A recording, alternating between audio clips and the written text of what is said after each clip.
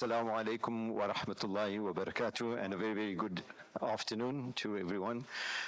Thank you for joining us for an occasion which I think is long overdue. The memoirs of someone who's in the struggle, but who rose from the grassroots. So first of all, a special welcome to our guests, former Minister of International Affairs, Dr. Naledi Pandor,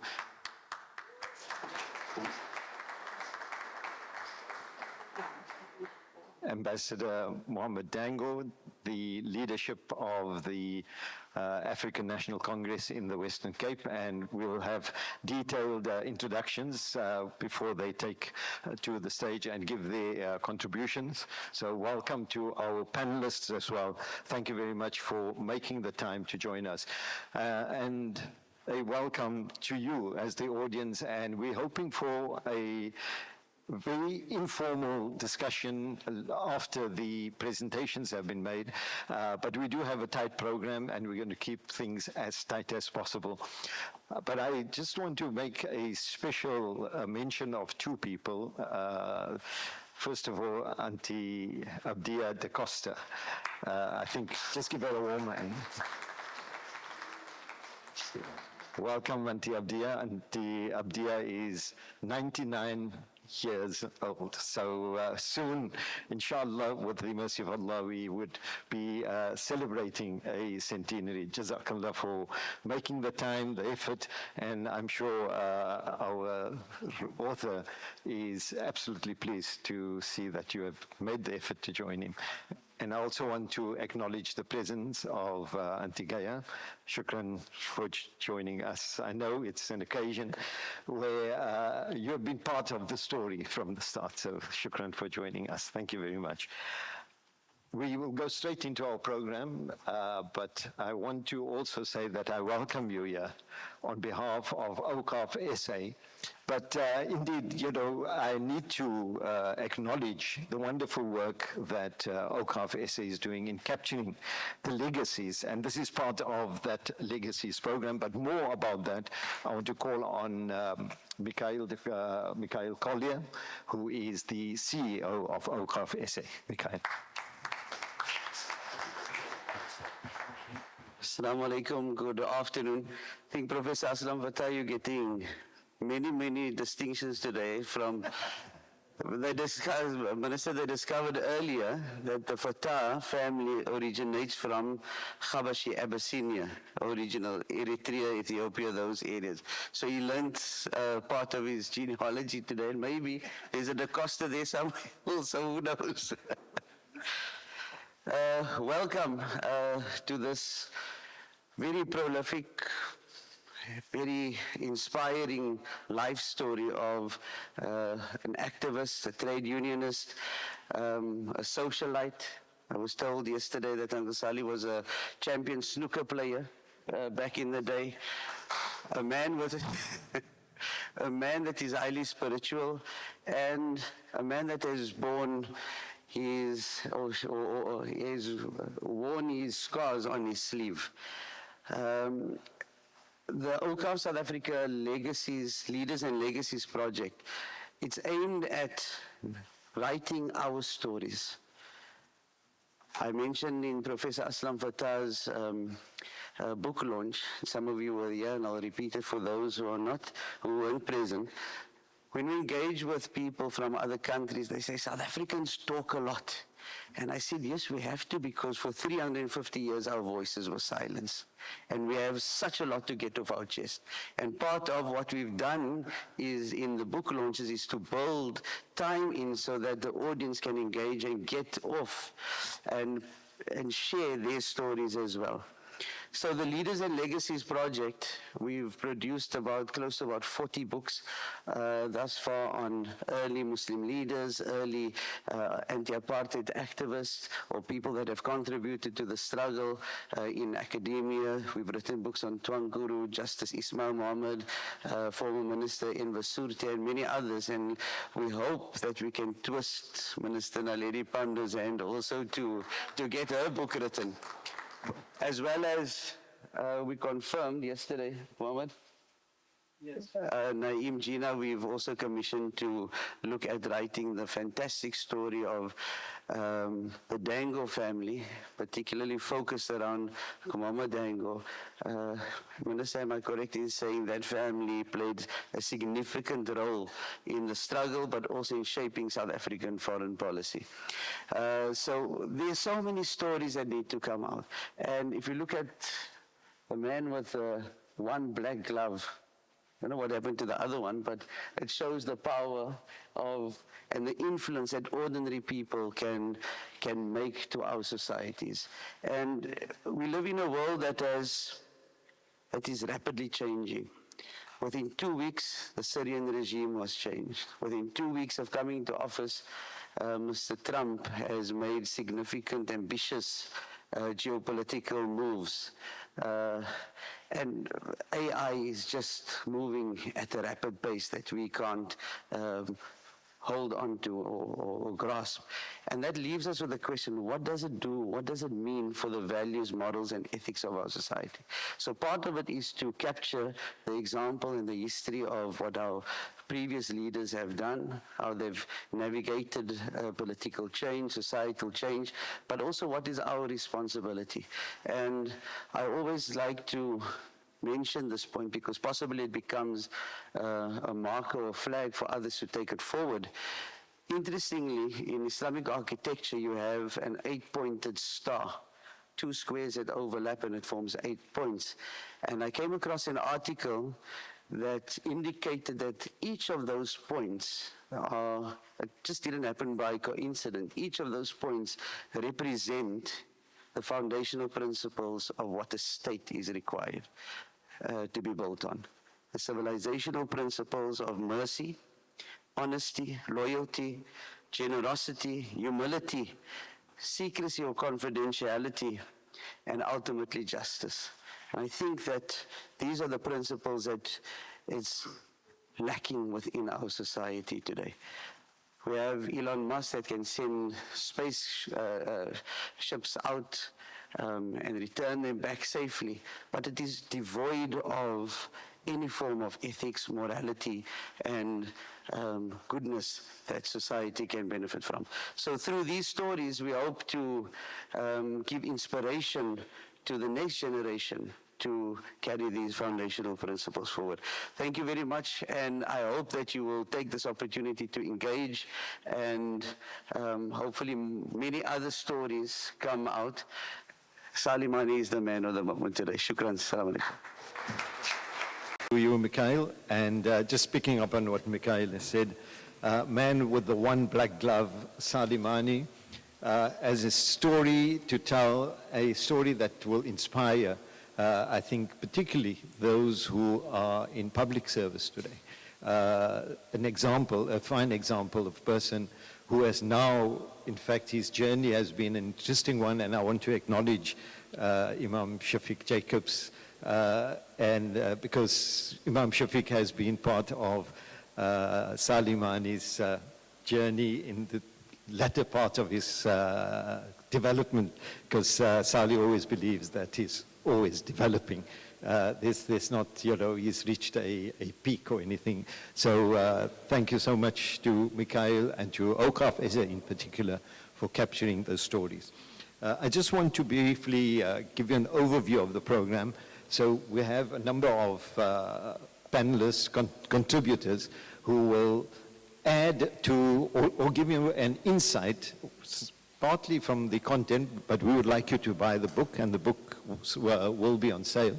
But just some insights and some interesting observations made by some of the panelists, and also the time with Salie Manie in various aspects in public service, and as we heard in other activities as well. But I would like to now call upon Tukhfa Hamdullah. She is the Director of Business Planning and Policy Alignment with the Department of Social Development, and Tukhfa will give us a word from as a family member. Tukhfa. Goedemiddag, good afternoon. I was going to speak out of my head, but I am now so intimidated by my heroine Nalini Pando here. I'm going to just read this off. Okay.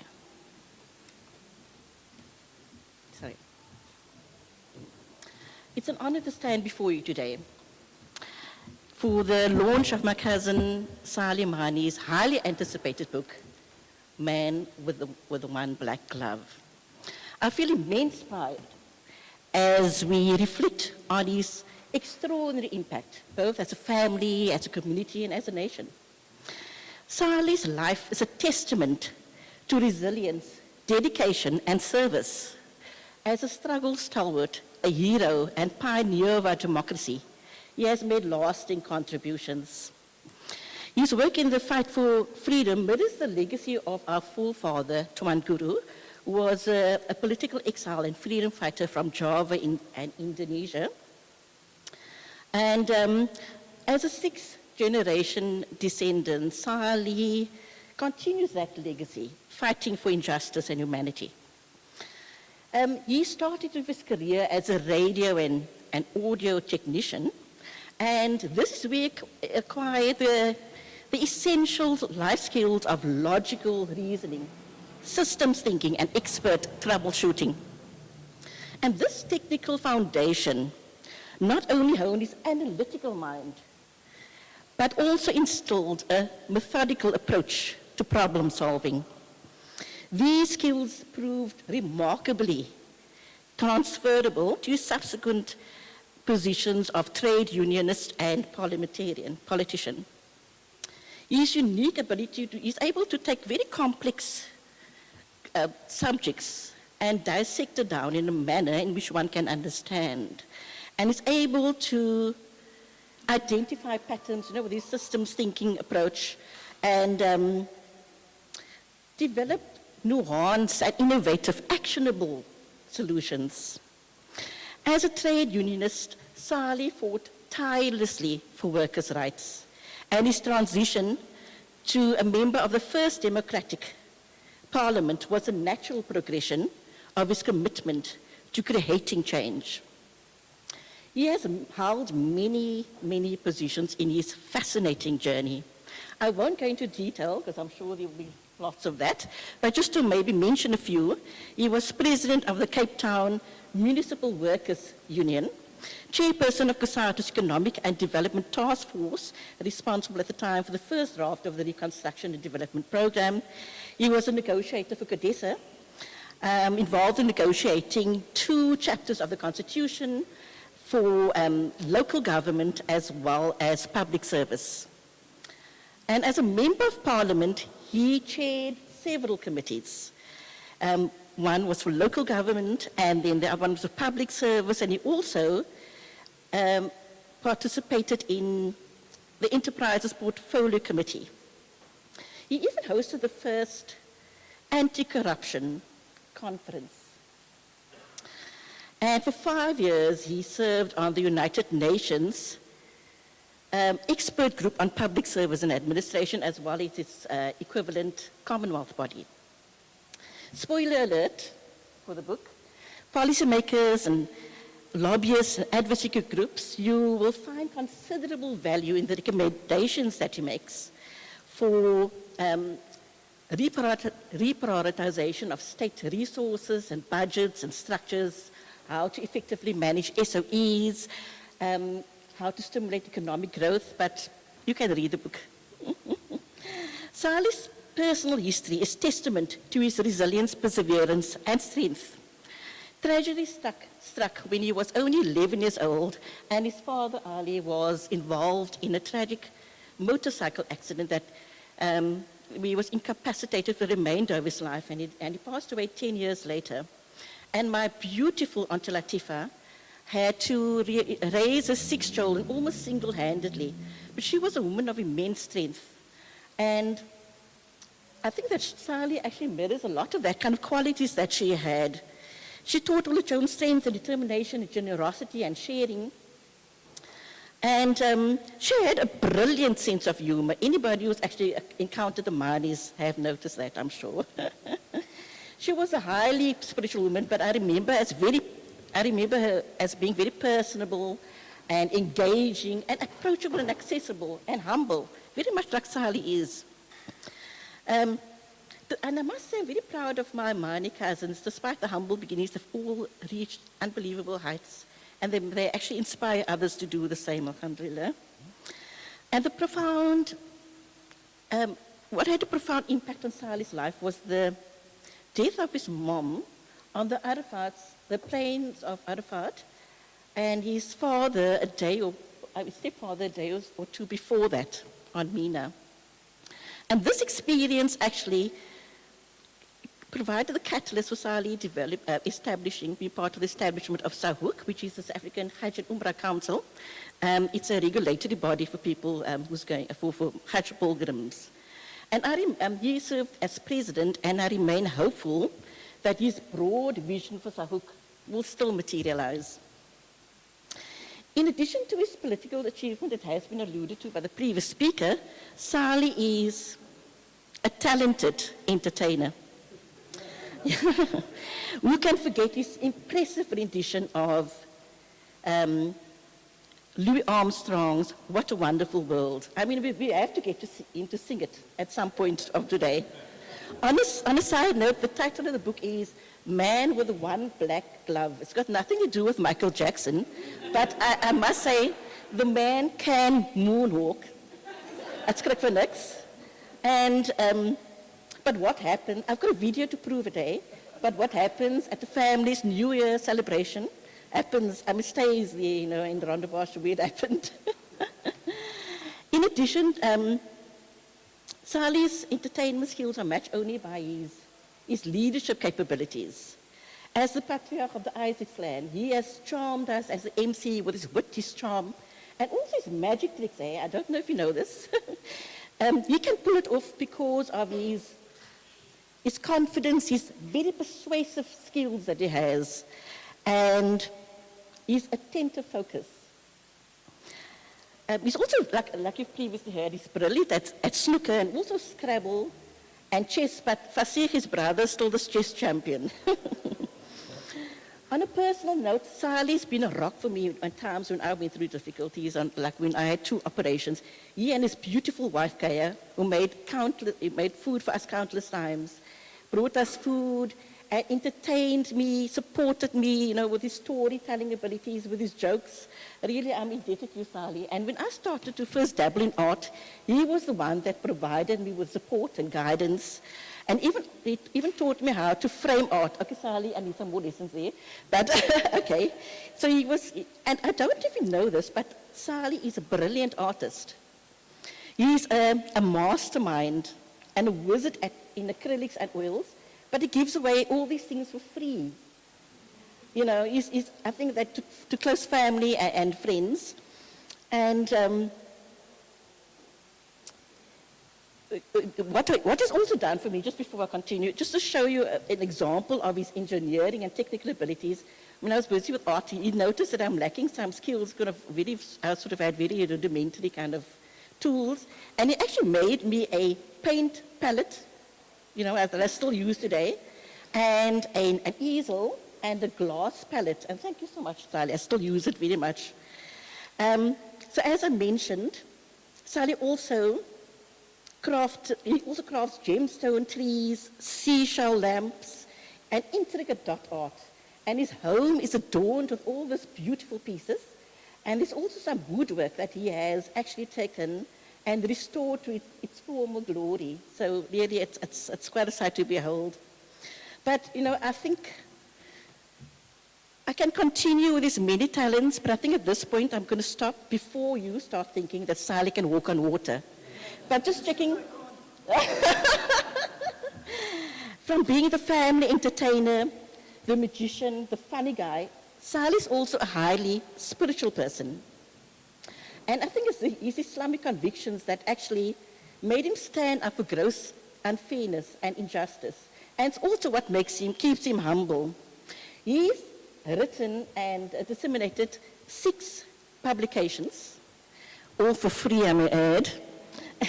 And he's also hosted online weekly Zoom classes. He hosted a regular Voice of the Cape radio. And, yeah. mainly on the oneness of God and the purification of the heart. And when I asked Salie what really motivates him, he explained to me that this is hadith, which is a prophetic guidance that says, knowledge is the lost property of the believer. And this sacred teaching has inspired him to share his wisdom, and that's actually what motivates him to do that.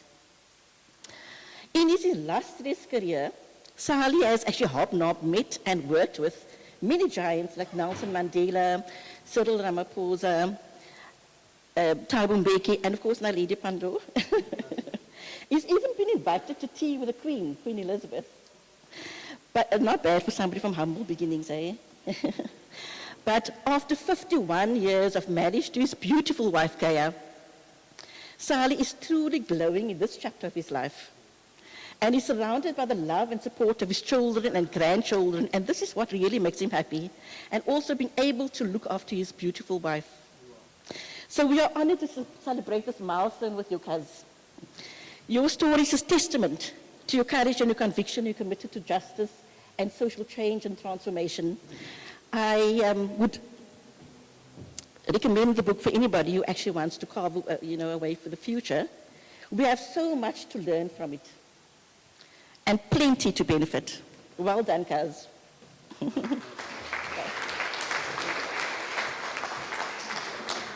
Shukran to Tukhfa Hamdullah for that, I think, very deep insight into a side of Salie Manie, which I certainly, having covered Salie Manie's, work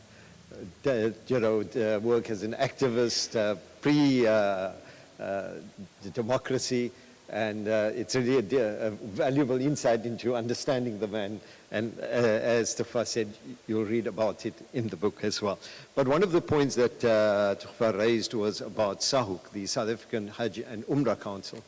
And Salie, we know, was a pioneer, but along with him as one of the founding members, and it is really our honor to host and to welcome Ambassador Mohammed Dango to just share some of the kind of early days and the vision that you and Salie shared when you established SAHUC.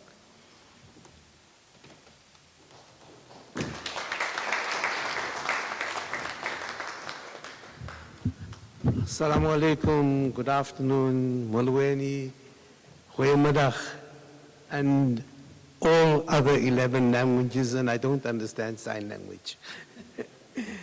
Having said that, I met Salie long before the Hajj and Umrah Council was started, and I was asked briefly to speak about his life within SAHUC.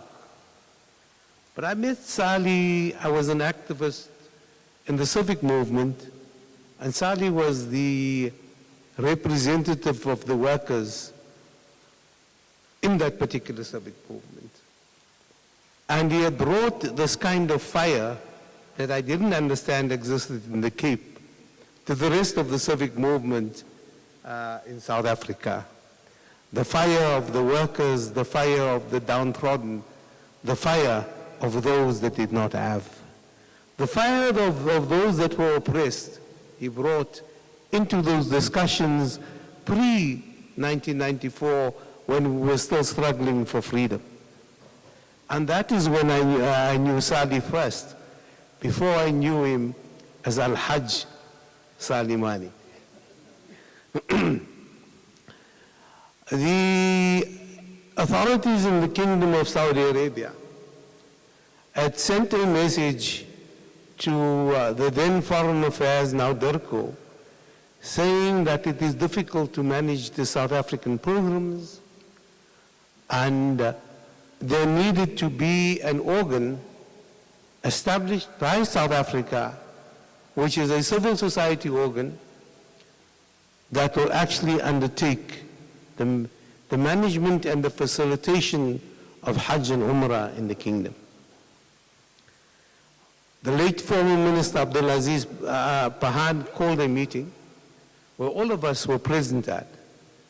And for the first time you had organizations from across the board, from the north, from the south, the east, the west, the Shias, the Sunnis, the modernists, I don't think anybody was left out, including the football club.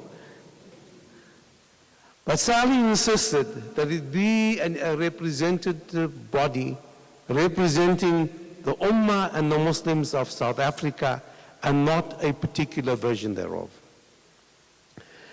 Of course, we knew the tensions between the North and the South, and I'm using a euphemism, that existed, that sometimes still exists today. And maybe the lesson that we can draw from the early establishment of SAHOK was the inclusiveness of what SAHOK meant. SAHOK was actually there to facilitate on the ground for the South African pilgrims, whether it be in the camps, or whether it be in traveling, or whether it be to receive them. I was then appointed as the Consul General of South Africa in Jeddah, Saudi Arabia, where I had to actually undertake some of the issues that came up, particularly the people that died there, that come to die there, and the people who come and become sick there. Salie was the leader of that particular group, and I was the official on the other side now receiving them. I was part of SAHOK when it was established. I was the Consul General when he led the people coming there.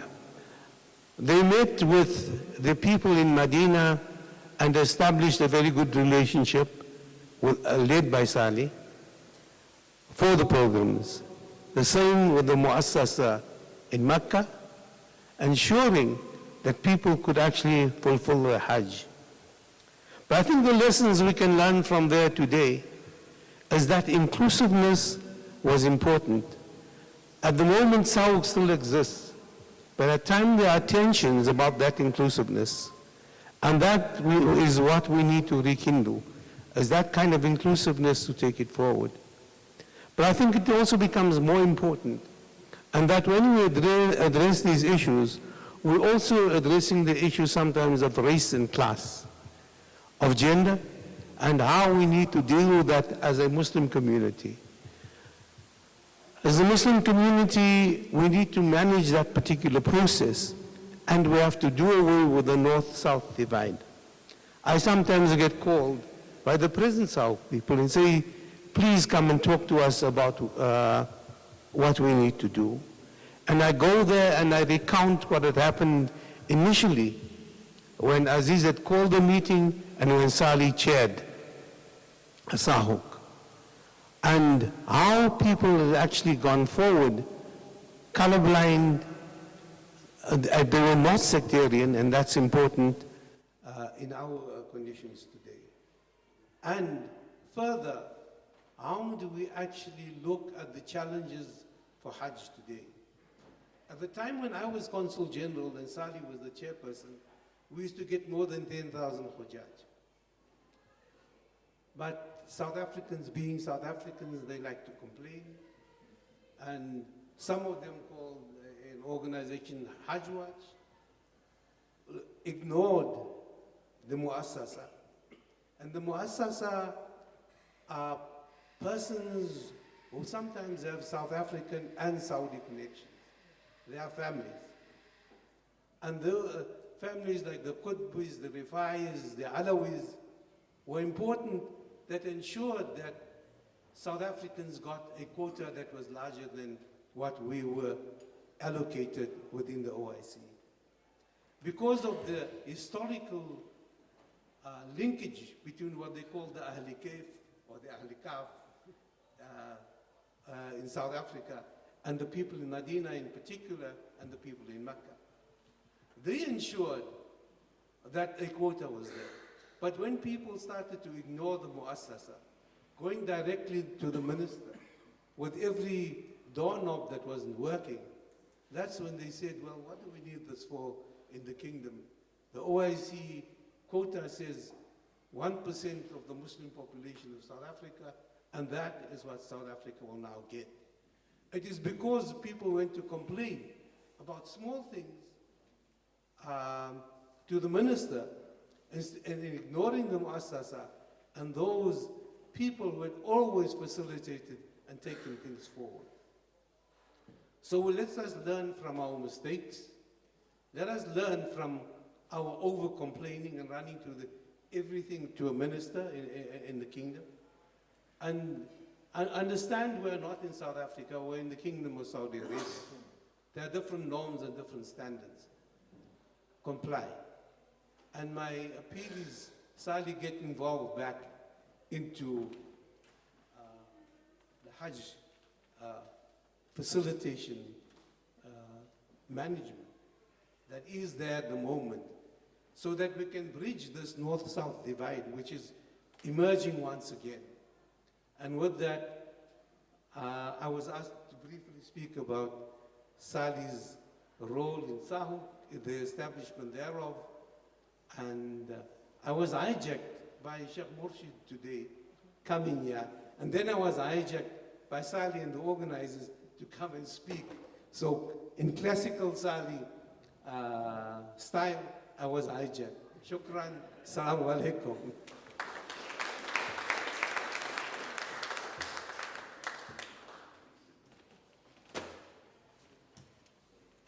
Shukran to Ambassador Mohammed Dango, and I think one thing that what we should pick up is the kind of broad vision that people like Ambassador Dango, Mohammed Dango, and Salie Manie had for SAHU, and we hope that can be rekindled.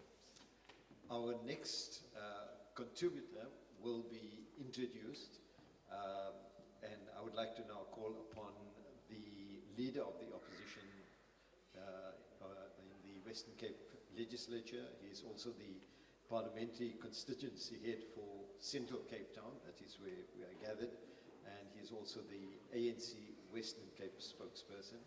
I don't know if I should say the Honourable, but maybe I should. The Honourable Khalid Sayed.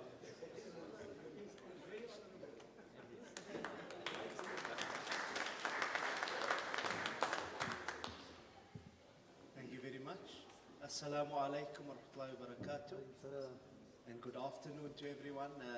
My role is not going to be a very long one, but I think it's important, even though I'm not speaking about the book, but to express my greetings and gratitude to our veteran comrade Salie Manie for inviting the African National Congress in the Western Cape to be part of this very, very important event.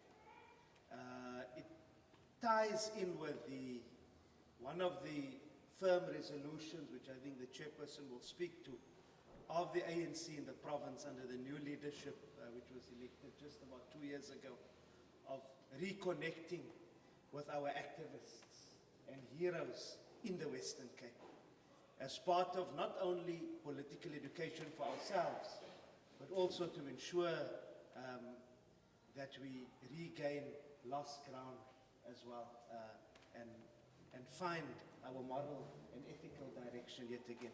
So thank you very much, Comrade Salie. And again, my special greetings to Comrade Dr. Naledi Pandor, our former national leader and former Minister of International Relations.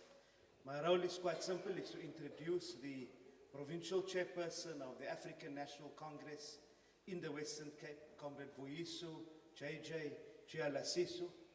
Comrade JJ comes from the student movement, one of those cadres of the ANC in the province that has really grown through the struggle and through the Congress movement, having been the Secretary General of the Congress of South African Students, COSAS, served on the regional structure of the ANC, having been the regional secretary in this particular metro for 3 consecutive terms, having led the Youth League of the ANC in the province, and is now the provincial chairperson. I'm calling upon Comrade JJ. He's been very passionate also about this particular program, about engaging with the veterans, engaging with the activists, and driving political education. Comrade JJ, the floor is yours. Good afternoon, everybody in the room. Then Comrade Khalid, Honorable Member, we don't seek permission to call you honorable. You are honorable.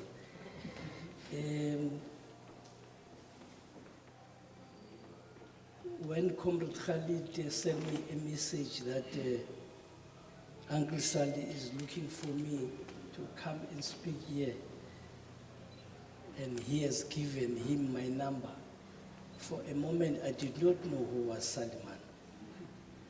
And he called, we started talking. So I decided I'm going to his house in Claremont. And for the better part of the day, I'm struggling in my mind to know if I know this Salie Manie. So I drove to his house. As I was going to enter his street, and then in my mind it clicked Samu. That no, I'm going to see someone from Samu. And when I entered the house, he has not changed a bit. In fact, he's more younger than when he was in Samu. And we spoke for a moment, and then I look around the pictures in their house, and I realize he's not getting old. Then, Comrade Khalid, I made a commitment there on your behalf and all our behalf. I said, after this book launch, we are going back to that house to learn from him.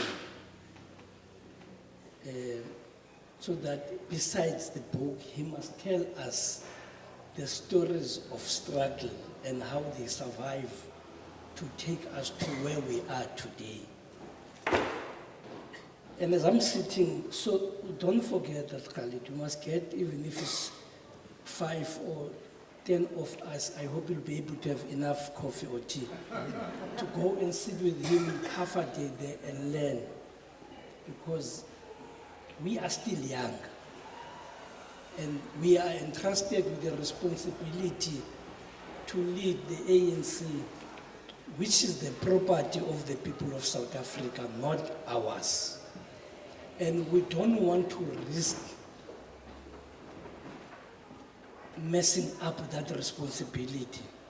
So as I was sitting there, I was in between whether to read what I wrote or just to say to all of you, because I'm seeing many people I know who came before us in the room, just to come here and say, I'm here as the provincial chairperson of the ANC, young as I am, with Comrade Khalid as our spokesperson.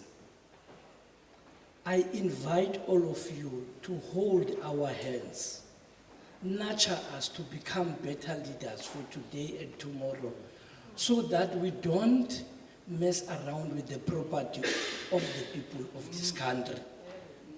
In many instances, Uncle Salie, the ANC in the Western Cape is known of divisions and factionalism. We inherited, as this young leadership, that bad history. We are struggling on a daily basis to break with that past and start afresh and start anew. That is one of the things we said when we were elected, is that we want to arrest the decline of the movement in the Western Cape and breathe a new, fresh life. I thought that is an important message. So when I went to Uncle Salie, I wanted to see him, but see if he's the person I know, but also to say, besides that I know him from Samu, what else I don't know about him? He said to me, I must take the book and not ask many questions. Then between that day and now, I said, let me browse through the book and see is a person I know. But before I read that book, I said, I want one thing out of this book, not to know about him, but to learn lessons for the organization we lead and the generations to come. Because wealth we inherited as your property, we must leave it to generations to come healthy. because the generation before us inherited this movement from the generation of Mandela and Luthuli, healthy. We can't give them a limping organization. So thank you very much, Uncle Salie. And it's my singular honor to be part of this historic book launch. I extend my heartfelt gratitude to you, Comrade Salie, for inviting us as a movement to speak on this significant occasion. But let me be clear. If you did not invite me here, I will still find my way to be here. Eager to listen, learn, engage with the rich history of our movement and unsung heroes of our liberation struggle.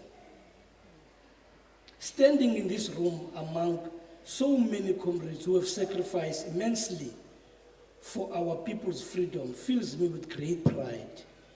Your presence, all of you, reaffirms our shared commitment to the ideals that build this movement. And for that, I salute you.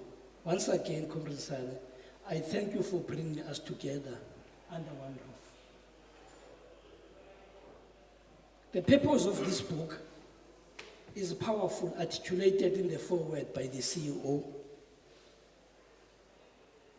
I quote, "Until the lion learns to ride, every story will glorify the hunter." Close quote.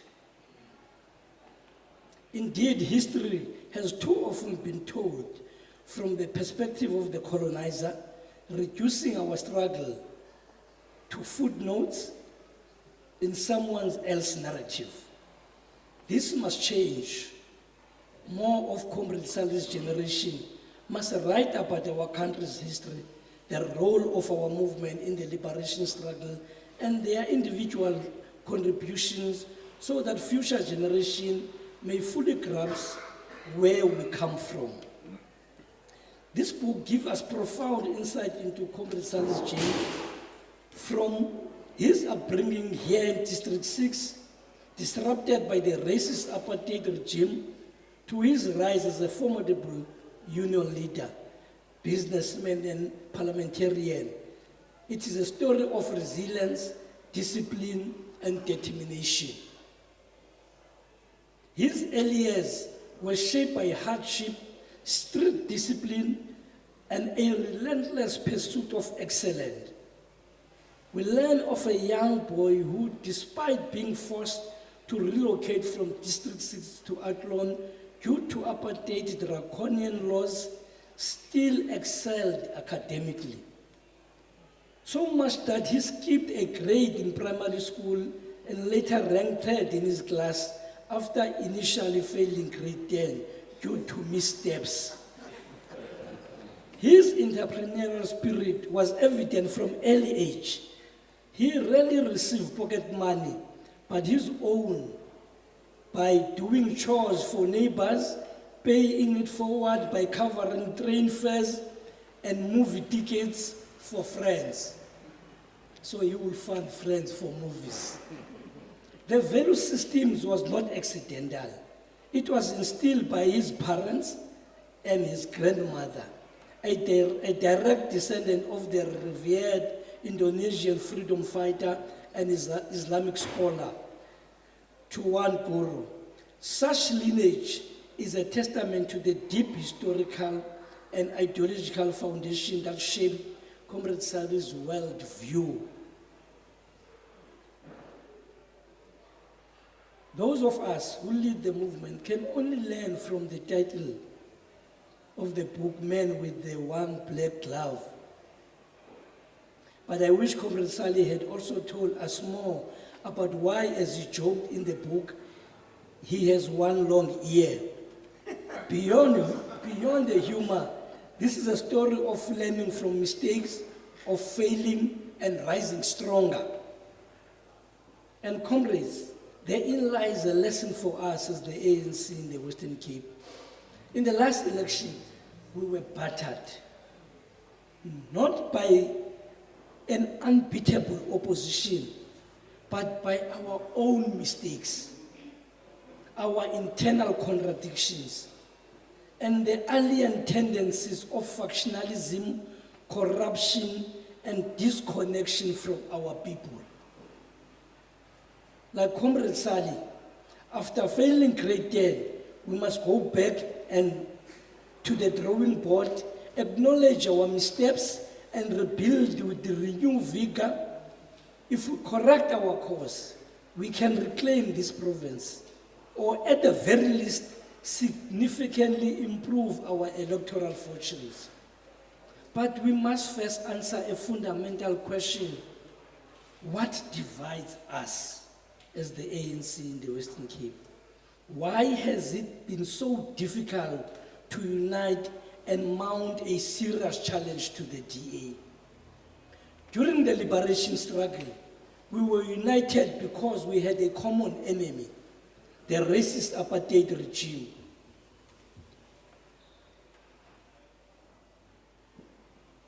And the structural contradiction that kept our people in poverty.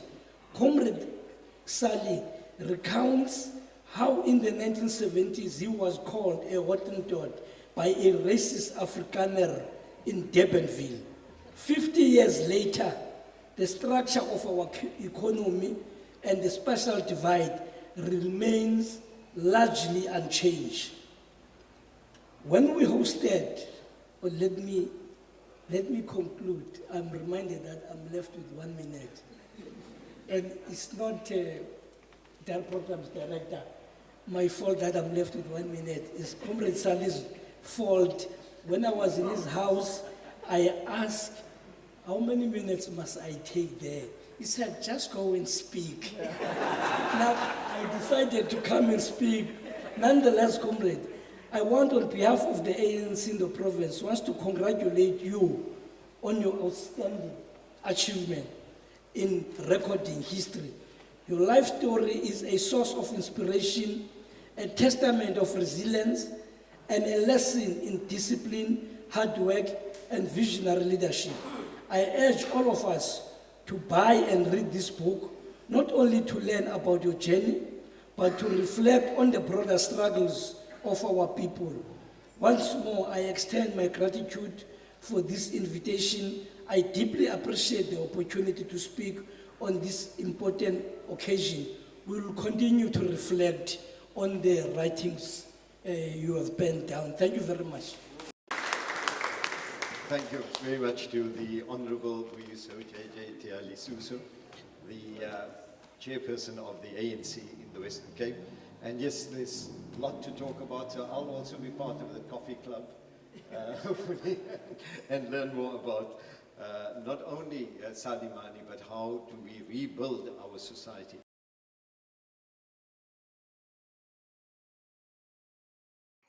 Good day all. My name is Janet Bartlett and I was the editor and publisher on this publication on behalf of Awqaf. Apologies that I can't be there today. It would have been a great honor for me to shake Salie's hand and extend my congratulations in person.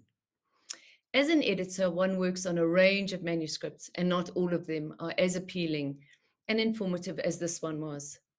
Being based in Johannesburg, I learned a great deal about life in Cape Town in a particular era. I also thoroughly enjoyed trawling through the photographs and newspaper articles. The visual elements always provide a fantastic insight into a life. In this instance, it's a life so well lived. From a personal perspective, what touched me about the book was the sacrifice that Salie made as a younger man and how he's now making up for lost time with his family and friends. He is kind and generous, and that speaks volumes to me personally. Salie, it was an honor to be asked to publish this book.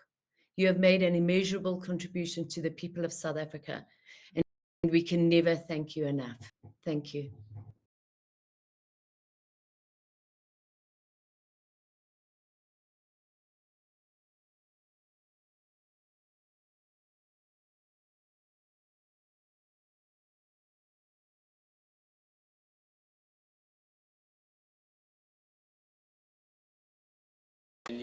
Good afternoon. Thanks. I don't have to bend over double. Thank you. To our honourable guests and guests. My original briefing was to do an overview of the book, but it's 219 pages, so that is not going to happen. But I thought it would be very relevant to just focus on just one or two things that comes out of the book and of my encounters with the Manie family, which goes back about 40 years. For 40 years there's been a Manie in my soup somewhere, through marriage, etc., etc. But nonetheless, the first, I think, profound thing about reading the manuscript of Salie's book was that he said he was writing this for his children. And I think this is the reason why a lot of literature is written. But this book is doubly important because it's dealing with something very important historically in the Western Cape. And it also, the book tells us in a very accessible and sometimes humorous fashion what happened, what it was like at the grassroots, and how a consciousness can come from the grassroots to transform a region and to transform a country. And for that reason, I recommend everybody to buy a book to read yourself, but please give it to a young person. You know, young South Africans are very confused at the moment. It's hard times for them. Who are they? What's their identity? And a book like this goes a long way, in a very accessible way, of telling us this is who we are. People like Salie who can come from the streets of Athlone to end up sitting in Parliament and to singing Louis Armstrong's song at a rally. That's another story. But I think you're probably wondering, why the man with one black glove? And I can remember as a journalist, Samu was marching on that particular winter's day past the City Hall, and Salie was there. He was holding a poster, but he only had one glove. And I thought, Salie, Michael Jackson? What's this? What's going on here? Are you going to sing Beat It to Major Dorf Ordendale or something like that? But you'll find out the real story in the book as to why it's the man with the one black glove. But I know from the media, it became quite an iconic symbol. And the picture of him holding that poster with the one black glove became a very powerful symbol. The other huge value of the book, it's a personal account. It's not mediated by a ghostwriter. A lot of political biographies have ghostwriters who filter out, I think, the authenticity of the experience. And the Samu strike in particular, this is the first time I've come across a first-hand account of that strike of 1990, which is an iconic political event in Cape Town. And I can't understand why there hasn't been more written or more said about it, because Salie brought the city to a standstill. And when people behind the Boerewors curtain didn't get the rubbish collected, they got quite annoyed with him and started dumping their rubbish on his lawn. And fortunately, he had friends who managed to remove the rubbish, otherwise his house would have disappeared. But there are so many things in the book, and I don't want to spoil your experience of reading it. But the other part that the book shows us is that somebody from what seems to be ordinary background can go on to great things. And this is something that the young people of South Africa need to understand, is you too can be great. You too can follow in the footsteps of the great icons of our country, whether it's Robert Sobukwe or Nelson Mandela, whoever the person might be. So I think I'm going to leave it there, because there's been lots of speeches, and as I said, if I give you an overview of the book, you're not going to buy it. So my recommendation is to buy the book. It's student price over there. It will be available in exclusives and all major outlets, and I think, and I wanted to sell like hotcakes. And lastly, I'd like to congratulate you on your effort.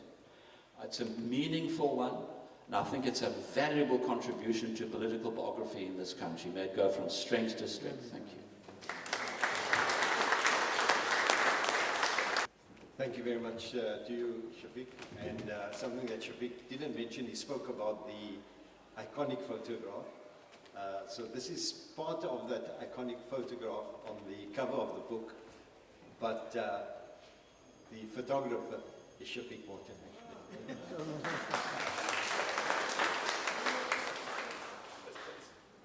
It is now my honor to call upon our keynote speaker, and indeed I think, we, particularly over the past 14 months or more, we have been inspired, but we've also been driven into action by the leading role played by Dr. Naledi Pandor. There's a huge CV. I'm not going to go through that.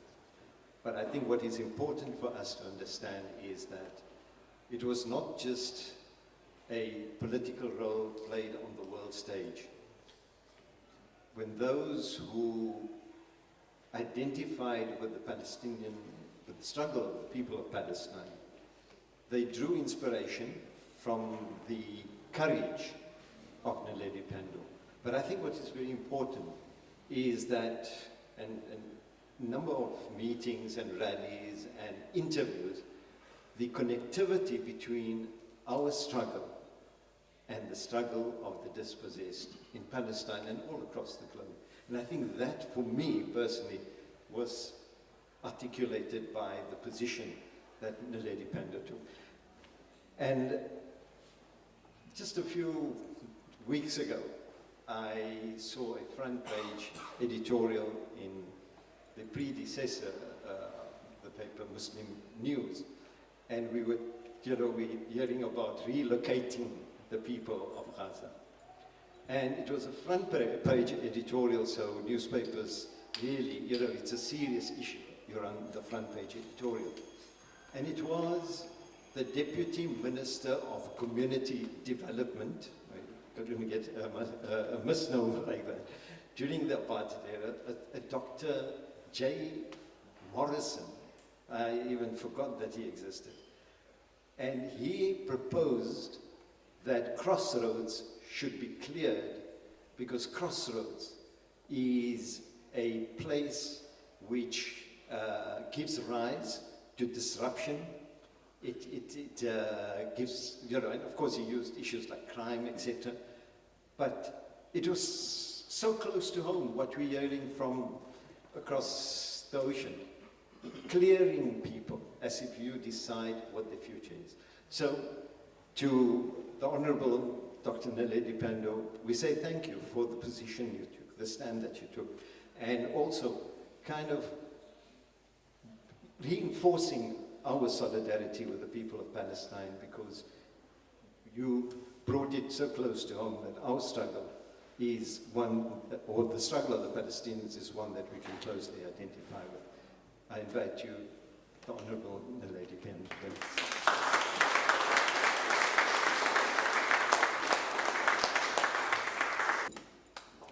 Well, thank you very much, Program Director.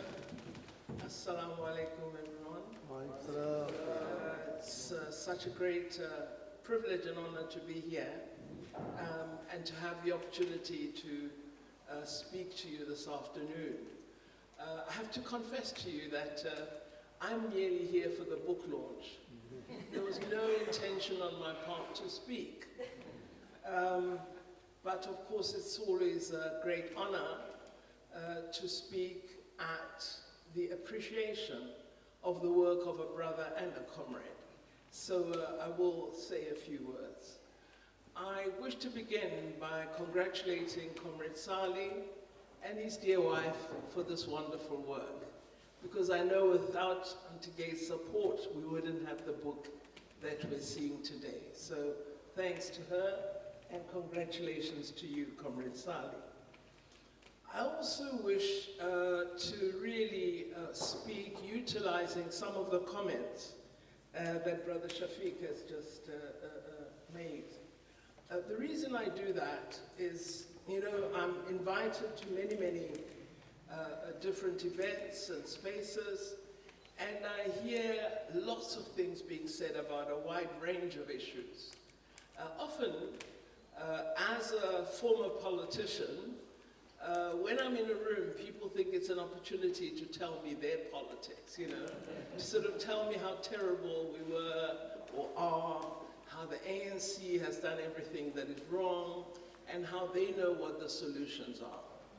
So I've really been heartened by what you said when you said that South African youth should realize that it's not your beginnings that define who you become. It's what you become that says who you are. The reason I've wanted to really hang on to what you said was I was in this event 2 nights ago, and it was sort of question and answer with a panel like this one. And of course, the discussion devolved around foreign policy, and I walked in at the right moment because we were talking about ICJ and South Africa's approach to the ICJ against the genocide that we have said we believe is being committed by the state of Israel against the people of Palestine. The question and answer session was on, and there was a young lady who had just raised her hand. And so it was her turn to get the microphone, and she began her remarks in this way. I'm really worried about South Africa.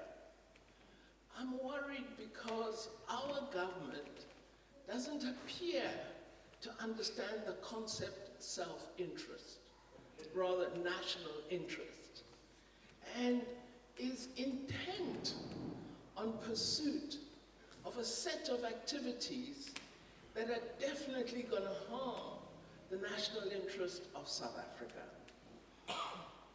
Why should our government base its actions on idealism and not on pursuing economic empowerment and growth? Because that is what will be of benefit to our people. Nobody in the world, this young lady continues, believes in idealism. You can't eat ideals. And so what are we doing with this issue? We should drop it immediately and continue to focus on building our economy. Well, I'm sitting there. I'm accused number one, right? I'm responsible for this thing everybody's so angry about. So it was her. And of course, I'm part of the guests. I'm not a speaker.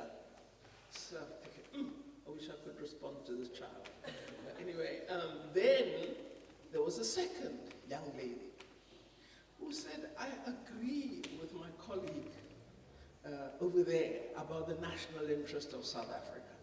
However, I do think that South Africa did something important by pursuing a case at the International Court of Justice, because everybody deserves to enjoy human rights. So while I think national interest is important, I think we should have care to the interest of others. Well, this set of commentary by young South Africans really made me think. And firstly, what it made me think about is perhaps we as adults are at fault because we are not providing the essence of who South Africa is as education to our young people. We are, as South Africa, built on an ideal. Surely we must be. What could it be except an ideal that you have an oppressed people coming together in a Congress of the people and adopting a document as oppressed people, a document that begins, we the people, meaning everyone in South Africa, not we the oppressed, we the people. This is idealism of the highest order. And what it signifies is that in South Africa, in the political thinking of our country's leaders, in the philosophical orientation of their politics, they had a level of sophistication of values and principles that is sorely absent in our world today. And as South Africans, we need to examine this characteristic of those who've shaped our polity and really begin to deeply probe, why is it that those who suffer such harm hold such ideals? What kind of person does it make? What kind of government does it form? What kind of program do you pursue? Linked to an understanding of that philosophical orientation has to be building in our young people the understanding that as individuals in societies, we don't exist in a vacuum. We're not alone. We are part of a world. And part of the remit of humanity, certainly of ourselves as Muslims, is to get the world to understand value and principle and its universality. This is our task as Muslims. So we don't seek peace for ourselves only, we seek peace for humanity. We don't seek justice for ourselves only, we seek justice for all human beings. And in doing so, in pursuit of our struggle in South Africa, what our South Africans did through the liberation movements was to encourage the rest of the world to understand that apartheid was a crime against humanity. That notion didn't fall from the sky. It came from South Africans educating the world about the nature of apartheid oppression and the manner in which this oppression offended the embraced universal values of the United Nations Charter and the Universal Declaration of Human Rights. So there is a coming together, a coherence of our struggle at the way we see the world as South Africans and the kind of constitutional framework we have adopted, which is our ideal, not yet achieved, of a united and diverse South Africa. Salie Manie, in his book, represents all of these elements. He represents family, he represents spiritual activism, he represents political commitment, he represents technical adaptness. I learned to fix a radio through reading a book. I don't know, when you read it, the description in technical terms about being a radio technician is more detailed than the textbook that they're using at Cape Peninsula University of Technology. That is Salie, the man of detail, the man of efficiency. What is also fascinating about Comrade Salie and what you see through his book is that he's not afraid of addressing a range of societal tasks. Salie, the union leader, Salie, the family man, Salie, the politician, Salie, the entrepreneur, not afraid to take on all these diverse social actions and to somehow bring them together into Salie, the freedom fighter. So it's a wonderful book. And I think it's absolutely correct that we should encourage all our leaders in South Africa to write. I think even yourselves, as South Africans, just ordinary South Africans, you can get together, maybe in the coffee house you'll build for JJ to accommodate all the leadership of the ANC.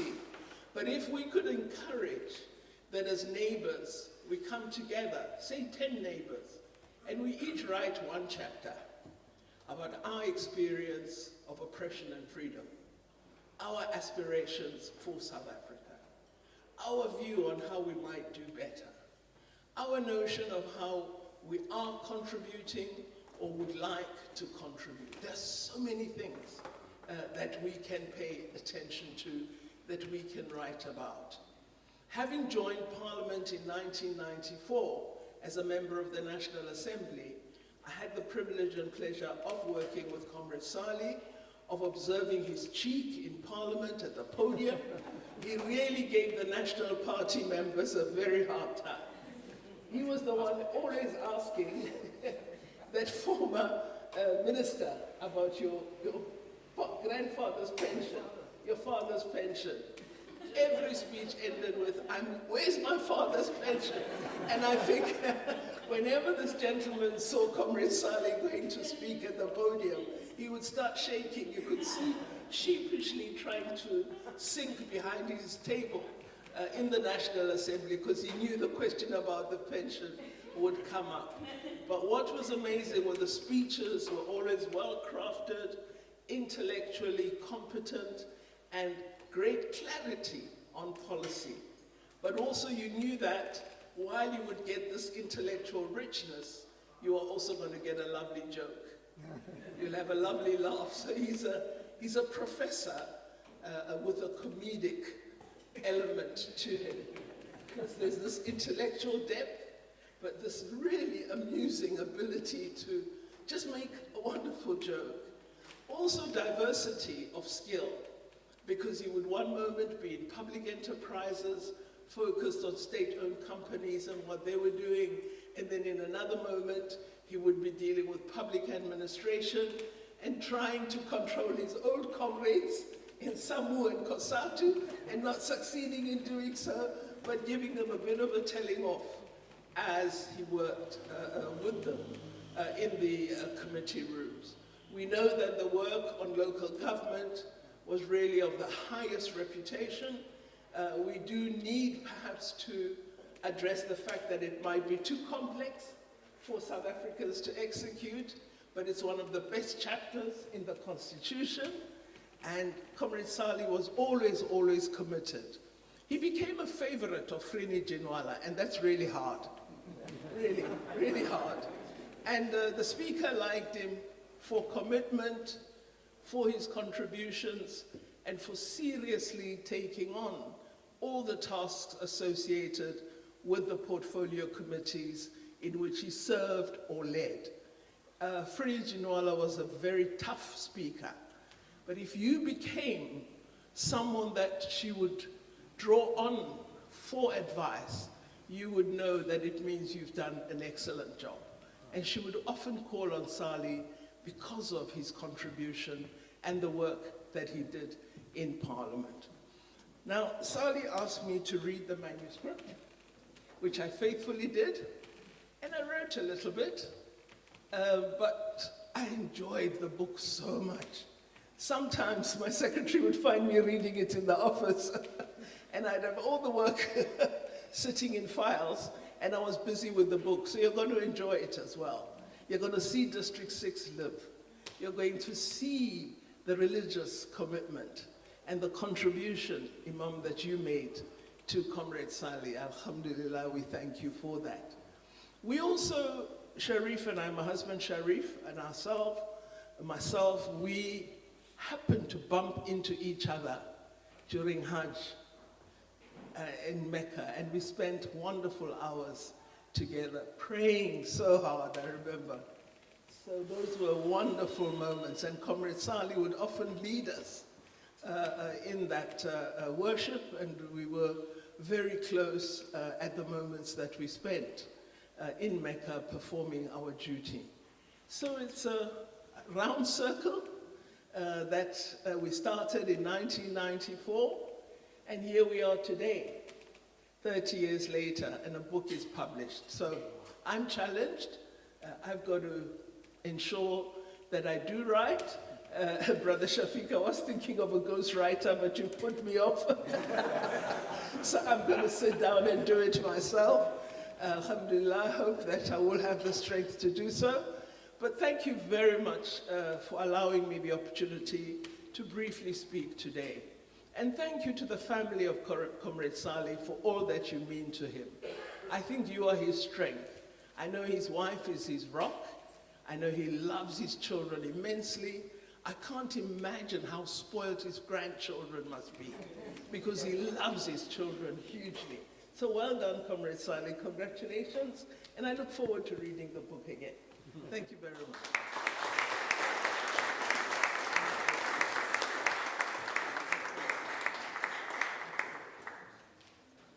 Thank you so much, the Honourable. I think, the connectedness, and I was just, when I was going through the book earlier, and I also picked up something that we have in common, Fun, We both attended Alexander Sinton High School.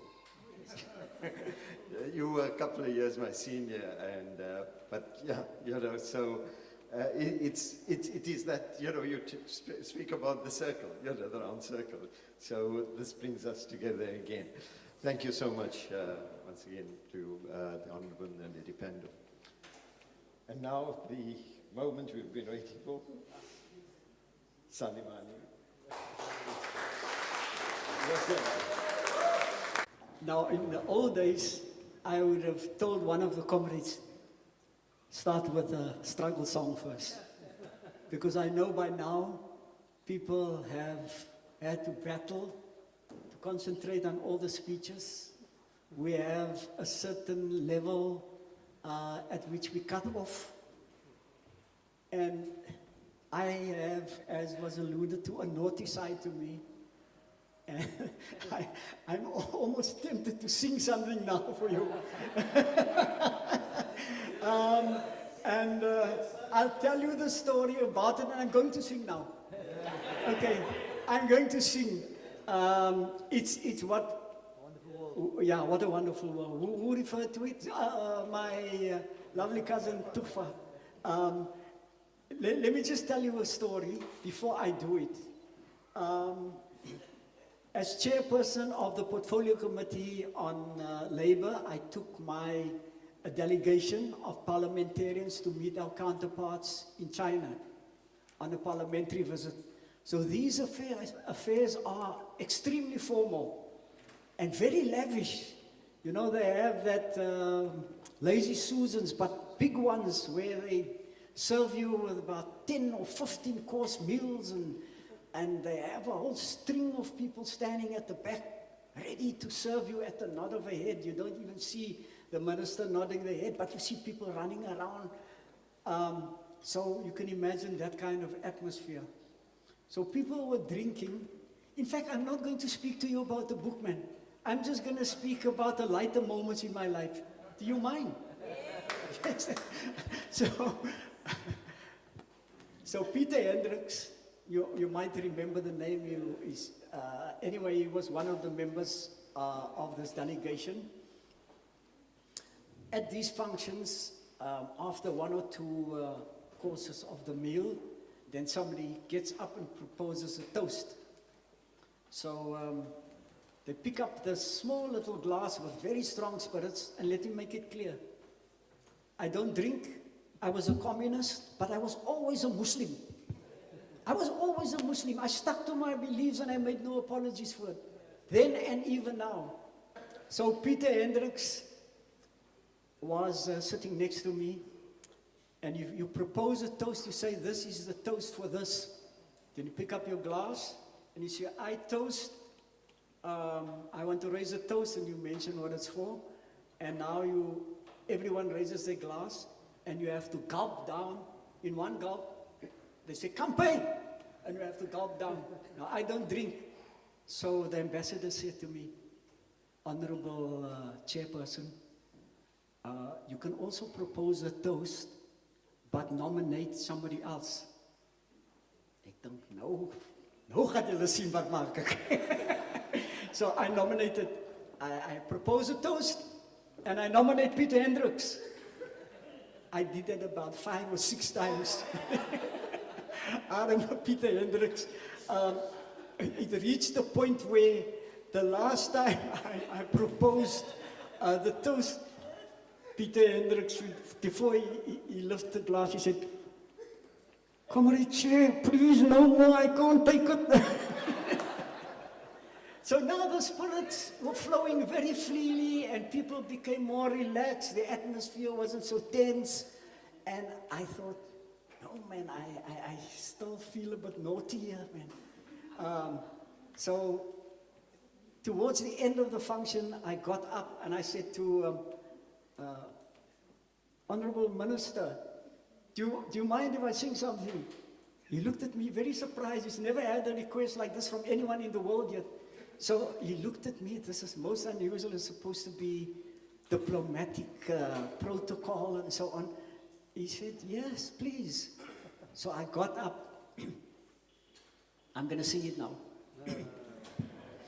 And then I got up. Nobody knew what to expect. So I went to the mic, but I knew what the reaction was going to be beforehand.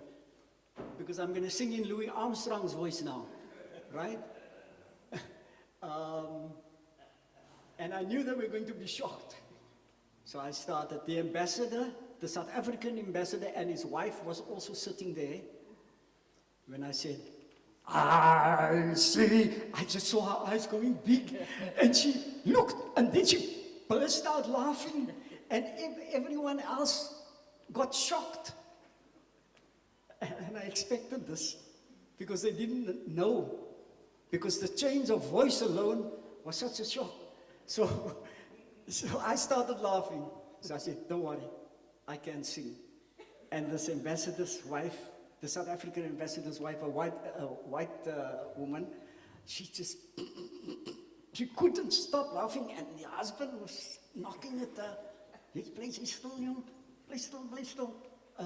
She couldn't stop throughout, and I ignored it after a while. And then I started, and hier kom ek nou. Geef op water.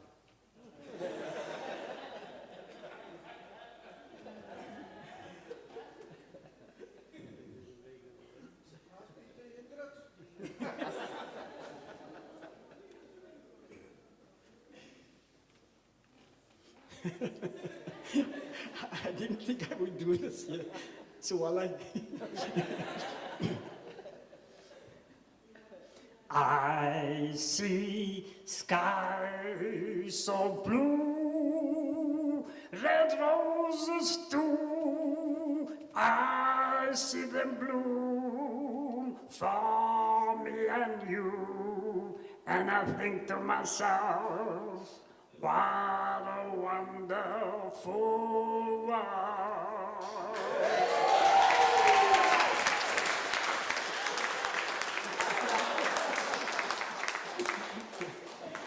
In the book, you will find out where else I sang this too. But sometimes, you know, the naughtiness can run away with you. But to get on a more serious note, because I'm rather going to cut short and leave time for comments from the floor, to say that for me, and now my daughter, Conita, is going to say, Daddy, how can you disappoint me like this? I have to get out my speech. No, it's not my speech.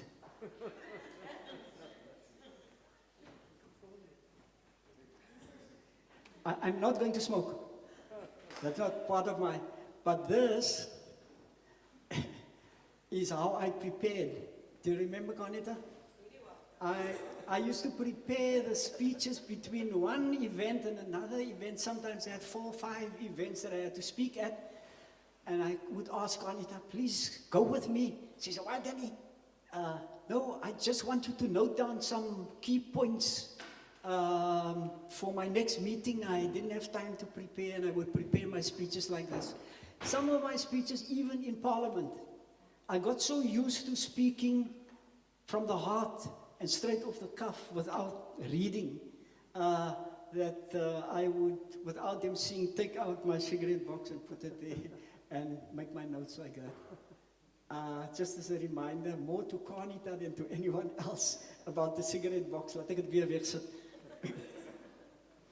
So wow. I never thought I would reach this moment where I would be alive still today. Subhanallah. 30 years into the new South Africa, I'm still alive. I'm able to tell my story when I thought the apartheid, vicious, cruel apartheid system would have killed many of the people who are even sitting here in this room. Because the people who are sitting here, the faces that I look at, many of them were fierce fighters for freedom and democracy in our country.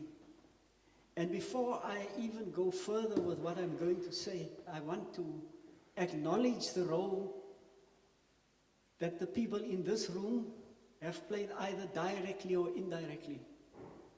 I take off my proverbial hat to acknowledge that role that you have played. I thank you, and I'm grateful to you. It would be difficult for me to single out individuals because I would have to cover probably half of the people here. But I do want to do two things, and that is acknowledge Gaia, my wife, without whom I would not have been able to do what I did.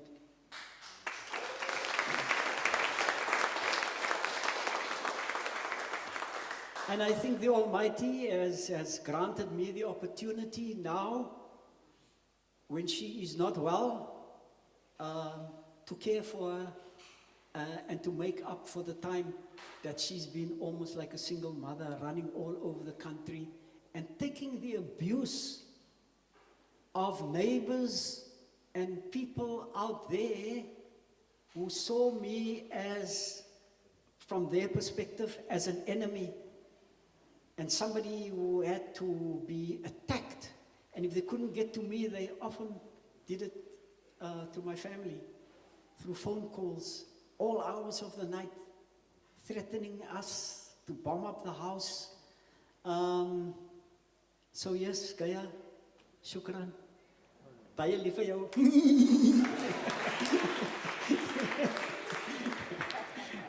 And Auntie Abdia is the closest thing that I have to a mother. I want to acknowledge you, Auntie Abdia,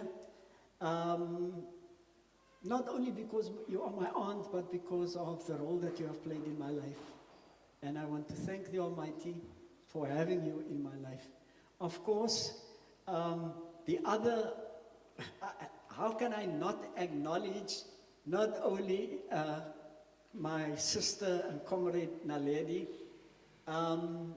but also Sharif. In fact, I saw Sharif before I saw you. I must be honest, there was an equal joy when I saw you, when I saw him. He is somebody that I knew outside. At the political level, I knew Comrade Naledi very well and intimately. We worked together from way before we entered Parliament. We worked and struggled and went out there to do all of the things. But Comrade Sharif and I were connected also as two individuals separately. And to have been on Hajj with him was a marvelous experience. We had mutual beneficial interaction and so on. And although I said I wasn't going to single out people, I can't help it, man.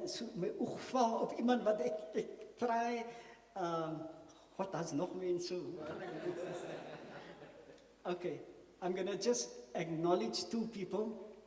One is going to speak later, Comrade Mo Brown, Alison Curry, then Curry. I don't know if it's, the menu has changed.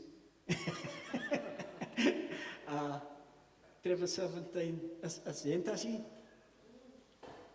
Yentas! Amanda! These were people, and to add Fuad Flores to that list, they were part of my inner circle. And how can I be here and not acknowledge them? Because if I speak about Yentas and Tabi in particular, they were my two lieutenants.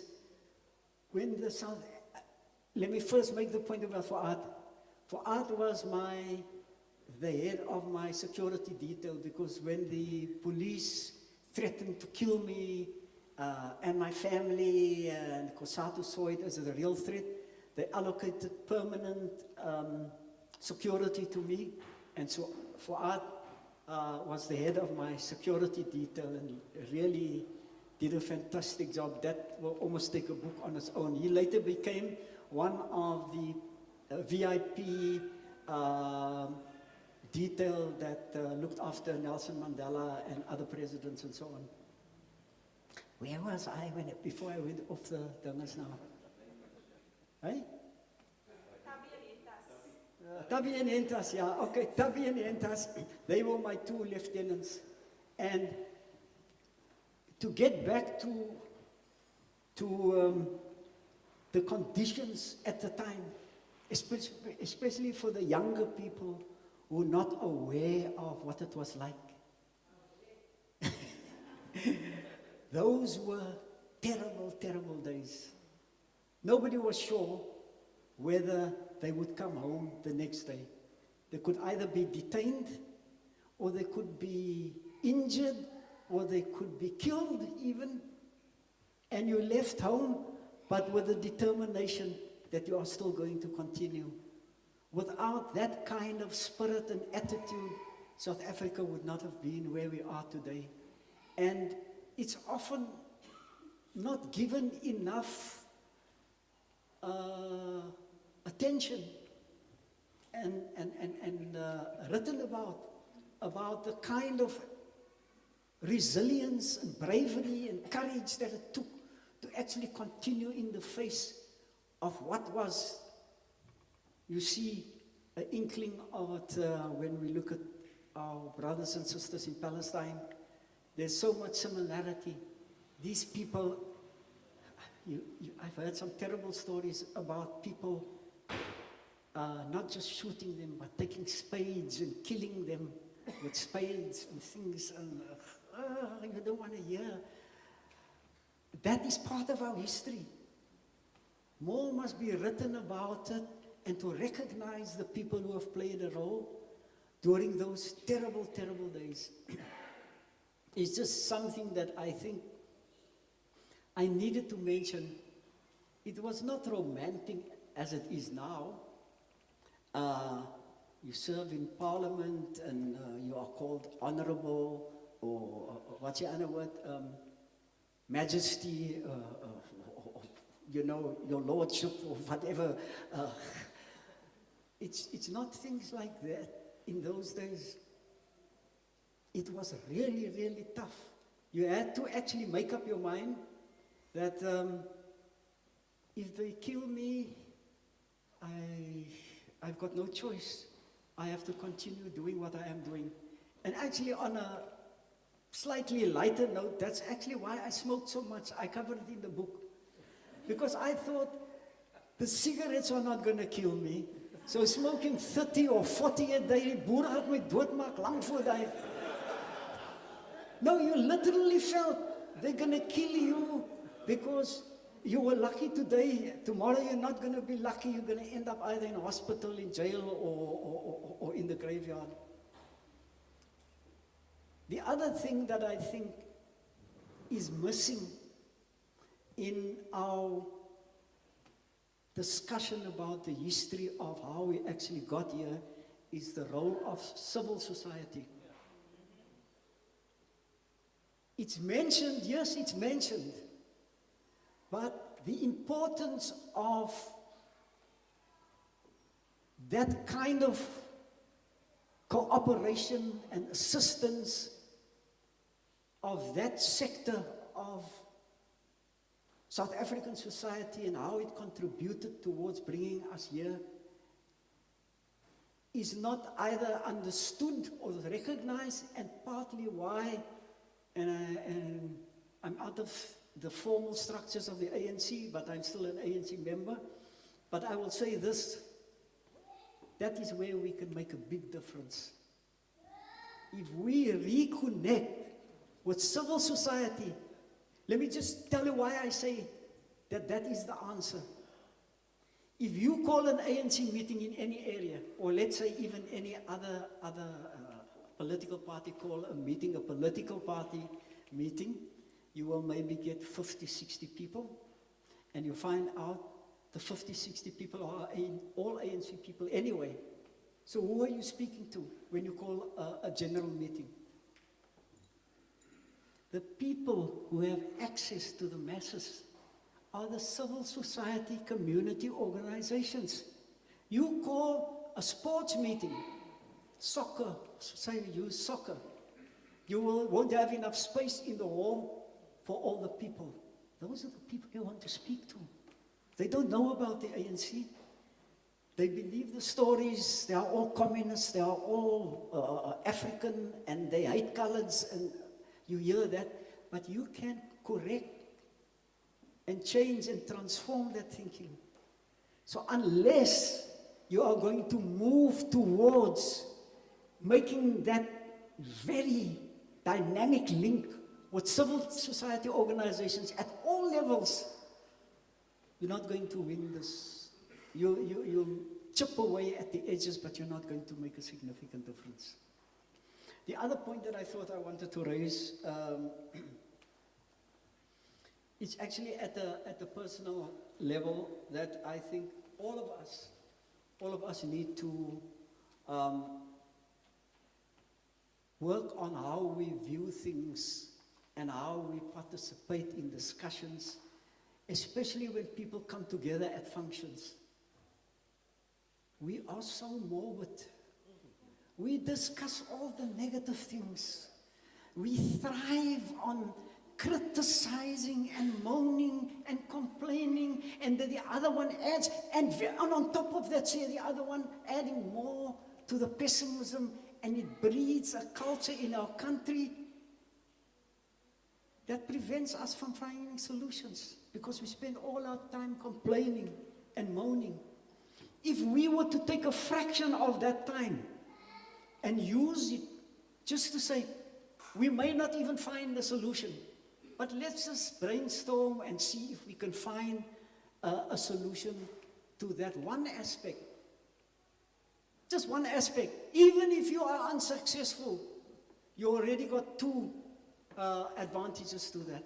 Firstly, you are not breeding and extending the negativity. And secondly, you might even find a possible solution.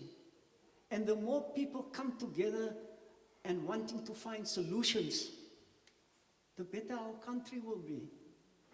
We will start finding solutions, because now it's point scoring and vote garnering and things like that, instead of looking at what are the hoe sê ek die in Engels, in my mind in Afrikaans gepraat nou, but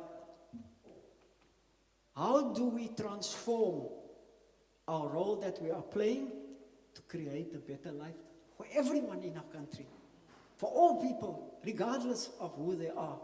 And one of the ways is just to change our attitudes. And if you change your attitude, not only in terms of how you view things, but even when you go home and you speak to people at home, don't further this whole negative moaning and complaining. View things differently, and you will see things will immediately start changing. If you look at the glass that's half empty, just remember that same glass is half full. Nothing has changed except your attitude and how you are viewing that thing. I would have wanted to say more things, but I think I would rather let the people who are present make their comments or maybe pose questions. But it's been a hell of a ride for me. I honestly must say, I didn't think that I would get to the point where I would be able to complete my memoirs, but the fact that it's been completed, I thank Awqaf for assisting me in actually getting to this point where it's actually published and launched here today. And my acknowledgement to everyone who is present here and played a role in my life. And you will see yourself, Alison, Mo, you will see yourself, Zubaida, you will see yourself, you will see yourself in this book when you read it, and I hope you will enjoy it, and that you will take on both what Shafika said and what Minister Naledi Pandor said, is that I personally believe every single person on earth has a story to write. You all have a story to write. Nobody's got a life that's not worth writing about. I ask you, start writing your story. You will say, yeah, but where do I start? You just start. and you start by noting, make bullet points, rough points. The book comes together when you put photos together and you just break it up into earlier years, later years, when you look again, oh, the book is half written. And you worry about the grammar, give it to Salie Manie. He will do the final editing and things like that. But please, take up the challenge to start writing your story. And although I'm looking at you, I'm looking more firmly at the minister here. Because if she doesn't write that book, I won't rest easily when I'm underground. So I hope certainly that she will be one of the people that will take up this challenge, and that all of you will start. And once again, I want to express my honest, deep appreciation for sharing this very special moment with me. Shukran, thank you.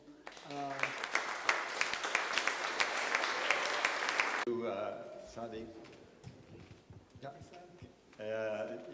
kept us entertained, but with a very profound message as well, really profound. And I think the point you make about the negativity, instead of seeking solutions, I think it's really something that we can take on. I don't want to prolong the program. In fact, the formal part is now done. We have a roving mic, and we will take 2 or 3 questions, and ask. And we'll ask Salie to, or anyone else, but particularly Salie to respond. Minister is here as well. Okay, Minister will be excusing herself, so please. So I want to kick off the discussion by actually just asking someone in the audience to contribute, and someone close to Salie, in fact, following in the footsteps of Salie Manie. I would like to ask the Assistant Secretary General of SAMWU, the South African Municipal Workers Union, Mal Brown, just to kind of open the discussion for us. Thank you very much. Salie, there's about 10 or so of the comrades who are actively next to you, with you, pulling you, nudging you, and so on, and supporting you from SAMWU here. And we do want to say a big congratulations. For the comrades who not all, when I came here, I lose my direction in Cape Town sometimes, but I knew I had to come here. And when I saw the Adams family, it confused me. Because I thought, now what part of SAMWU am I coming to now? But nonetheless, Salie and I worked very closely in SAMWU prior to it launching as a national union. But what was really most welcoming and refreshing for me is that I left school in 76, right? So 77, I'm a worker at the council, and 2 years after that, I'm in the union as a full-time person. But it was a different period, and I just want to say something about that because it links very directly to Salie's contribution as I and we have experienced. We come from a union that is so very established with a long history. But the length of that history sometimes made it heavy. Because when you carry a long history and it's not all good, it's very heavy, it's very serious. And now as a youngster from 76, you try to find your feet and your bearings. It's hard. Salie started working around 85. Now, I didn't know Salie before then. So I don't know of the time when he was hiring videos and fixing radios and things. But at that time of 85, it was not the practice to hire people of color as technicians, right? Now, he mentioned 2 other names. He said Tabi, and he said Hentas. Now, they've got other names. But those 2 people with Salie, they were stationed at a department that was very conservative, very, very conservative. But the 3 of them was the ingredient that was necessary. And they were shocking, and they were in the electricity department. They knew how to get the shock waves through. So for that, people don't forget Salie. Tubby had another name which I preferred actually, besides Trevor. His name was Troubles. Asher, you can get away with this one for now, but Troubles was there for a reason. So these three people that sent shockwaves through from electricity, I welcomed people like that. When Salie was elected, look, he was in 85, and by 87 or so, he was elected as a shop steward. And the whole period of the mid to later 80s, there was a vibrance that we looked for and that we created. So people like Freddie Bosman, who's sitting at the back there with the honorable hat on his head, he was the organizer, but also before that, a laborer in Parks and Forests. And people like Freddie was the ones who elected the shop stewards with great energy and vibrance for change. It was just in the air. So with that, your Freddie role, and at the time it wasn't yet a national union, we employed an education officer because we felt, look, we've got a lot to catch up with in our old union. And Alison is here today, and we thank her for the education role and organizational role that she played. But we got new pluck with that energy coming in. And we had the honor of drawing on the experience of who we thought were veterans then. Now they look to us and they tell us we're veterans. You know, so we've come a long way. So Alison and Hentas, Asher, Freddie and others who come from that period, the kind of, Archie, I saw you on that side, you know, we thought we could take on the world. And Archie, for example, was with the old divisional council. They had their own kind of a staff association, and what did we do? We took the whole thing over, we couldn't get it right. We said, no man, it's too heavy to take over this another block of history that have different values. And they all came over to Samu as the run-up to a national union. So, Archie, we didn't forget about you. I don't know if you're still here, but the divisional council workers, Archie became a shop steward and an organizer, and until recently, he's now also a veteran. But nonetheless, I've got a lot more to say, except one big disappointment. It is a wonderful world. But, there's a but. In our time, Salie had a different song. And it was a Bobby McFerrin song. You mustn't be shy of this one now. But it was, don't worry, be happy. Do you think it will suit him? So thank you, Salie.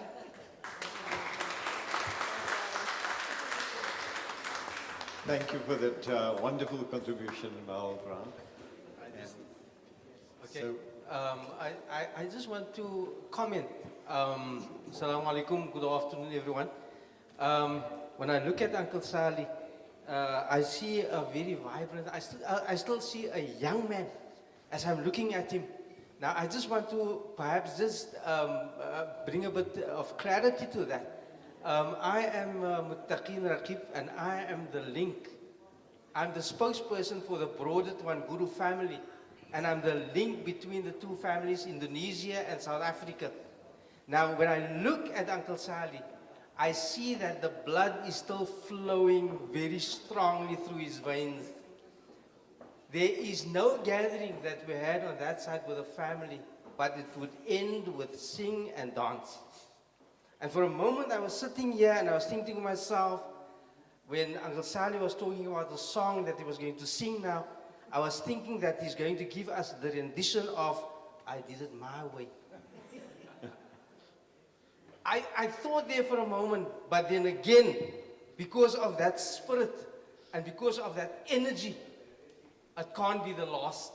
So, Uncle Salie, congratulations and shukran for making this contribution for the youth of South Africa, so that we have within our society, we have that where we can turn to and we can take lessons from how it was done in the past. So I say a very shukran, terima kasih, shukran, jazakallah, shukran. There's one question there at the back. Salie, I just want to say thank you for writing the book. and for the contribution that you made in the lives of many of us. And I personally want to thank you for the times we had together. On a lighter note, let me keep it on a lighter note. Do you still have the glove? And the second one is, what did you feel like when you made your first speech in Parliament when you had to go and speak in 1994? Thank you. Yeah, I'm Hintas. Now, you know, even though I come from the 1976 struggle, since those years now, I was never a person that wanted to be a leader. I never wanted to be a person that speak for the people or for the workers. But then in 1888, Salie Manie and Trevor persuaded me. When they heard that I'm Ashley Kirill's brother-in-law, they persuaded me to take up the workers' struggle. And I never regretted. I've learned a lot from Salie.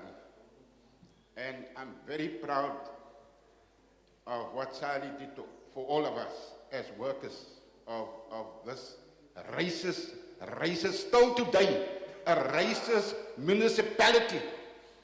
Thanks. Thank you very much, Salie. You know, I was so surprised to see the name of the book, but I must say it's very creative. I'm Hanif, your brother. I know you were Buta. I never thought I'd ever be in council. And then I got to know about Salie Manie and all the stuff, and then somehow myself, Ashik and Baran got together, and we sort of started, the think tank around the local government department of the ANC. And I must say that, with Salie, he always gave us good advice. And one of the things he always said to me, don't compartmentalize your life, Hanif. You must work, you must play, you must be spiritual, you must do all of these things together, So I always remember that, and when later on in life, when I met a sheikh, and I forgot that lesson, and I spoke to the sheikh on the internet, and the sheikh said to me, Hanif, don't compartmentalize your life. Whatever you do it so that you can benefit people around you. Do it so that you are doing the work of God. And I think that lesson for me is a very strong lesson. But I want to also bring Salie's attention. You know what happened? I was then in council, and we had the project in Mitchell's Plain, the land of Liberty. Not Liberty, it's now called the Liberty Promenade, the Promenade. And we were then brought together somehow. He was a parliamentarian, I was a councillor, and I was the chair of Economic Development and Property. And we were instructed, we need to ensure that local people actually own a shopping center in Mitchell's Plain. And we were then asked to go to Malaysia, and that's where I really got to know Salie. And Salie took me aside sometimes and said, you know what, I'm not Ashik. You know Ashik very well. I'm Salie, and this is my perspective. I'm not going to go into the detail of Ashik. But it was a shock to me, He took me aside, and we then met with the business people that were supposed to fund the promenade. It didn't all work our way, but in the end, in the council, we made a decision. Local people will own their shopping center, and then even 10% of the land must go to local people. So there was a start to that process, and Salie was instrumental in driving that in Malaysia, with I can't even remember the company now, Salie. And then another thing I want to mention, when I was still a councillor, we appointed a company. These guys had no money, nothing whatsoever. They drove an old car. There was like holes going right through that car. And the tender they won was actually to fix the water leaks in Guguletu, Langa, Nyanga, all the African townships. And the ruling council was you must have 10%. You must have 10% of the value of that contract, and that contract was worth about 11.5 million. And it just couldn't work. So in the committee, we brought it down to 1%. Still, it was a lot of money for them to raise. They had to raise about almost R1 million. And then I met Salie again. And Salie was then an entrepreneur in a business. And Salie actually brought the money to the table to make that a reality. And that company could survive, could do the job, and also ensure, that they then, I'm still in contact with Billy Shan, and Billy now has a company, a plumbing company of note, with even an invention that is driving. So that was Salie behind the scenes, doing things which very few people probably knew of. But he gave us inspiration, because in those days, none of us ever thought we would become workers in a municipality. For us, that was just not something to think of. But at least he gave us inspiration, and now with the book, I'm sure many young people will be inspired, to do the same thing. Thank you. Thank you very much. Okay, if there aren't any more questions, I'm going to ask Salie to give us the closing remarks. Shukran.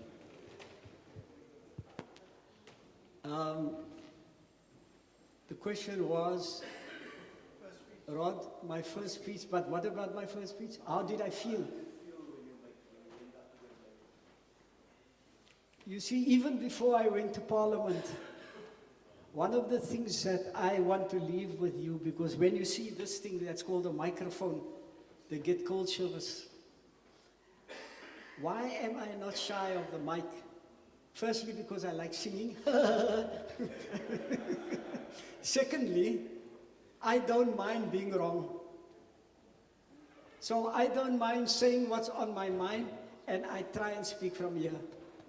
If you speak from here, then you are communicating what you feel, and that's how I did things in Parliament. I didn't have notes and spend hours preparing what am I expected to say, what would be the right things to say, what will people say. D.S. Ecker, this is what I wanted to share with you, and I shared it, and it was generally well received. So I didn't feel any apprehension or nervousness or concern. I spoke from the heart, and I think if we want to communicate and you speak from the heart, you seldom go wrong. Doesn't mean everyone is going to agree with you. Thank you very much. On that note, we close the formal side of the program. On this side there, books are for sale, and Salie, you wouldn't mind signing some of the books if Salie will do that. And there are also refreshments at the back of the hall. Please, before you leave, and then you can further engage with each other and with Salie. So thank you very much to you once again for joining us.